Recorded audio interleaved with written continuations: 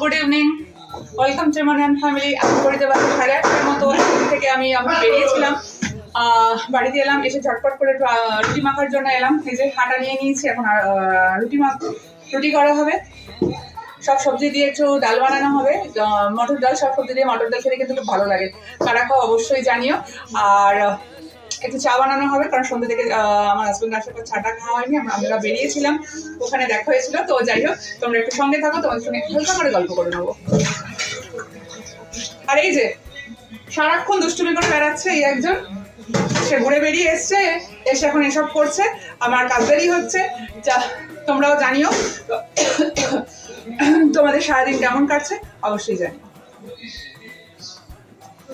এই যে এখন আমি একটু লাউটা কাটবো, একটু সোয়া লাউ বানাবো, তাড়াতাড়ি করে হয়েও যায়, রুটির সাথে ভীষণ ভালো লাগে খেতে। কারা কারা এটা খাও অবশ্যই আমাকে কমেন্টে জানিও। এই যে এখন একটু চা বানালাম, আমি একটু রান্না করতে করতে একটু চাটা খাবো, কারণ আমি সেই বিকেল থেকে টানা সারাক্ষণ চলছিল, সেই জন্য এখন ভাবলাম একটু টাইম পাস করার জন্য খেয়ে নেওয়া হোক, তাতে আমার তাড়াতাড়ি করে ঝটপট করে রান্নাটাও হয়ে যাবে। দেখতে থাকো। এই যে এখানে পিছনে দুজন এসে, আমি এখন সোয়া লাউ বানাবো।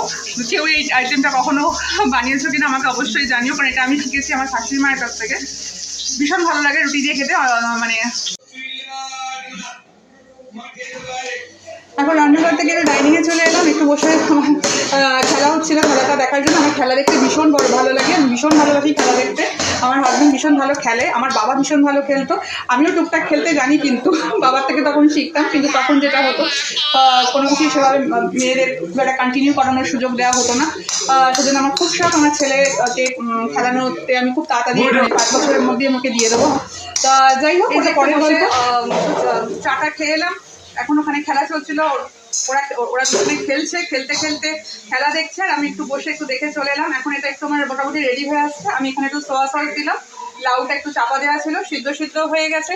তো এটা বানাতে খুব বেশিক্ষণ সময় কিন্তু লাগে না।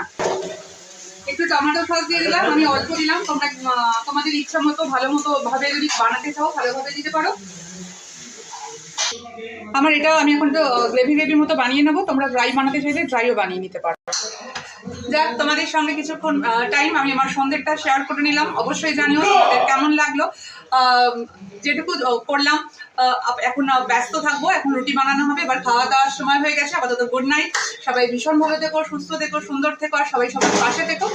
প্লিজ একটু follow, like, comment, share. Thank you for watching.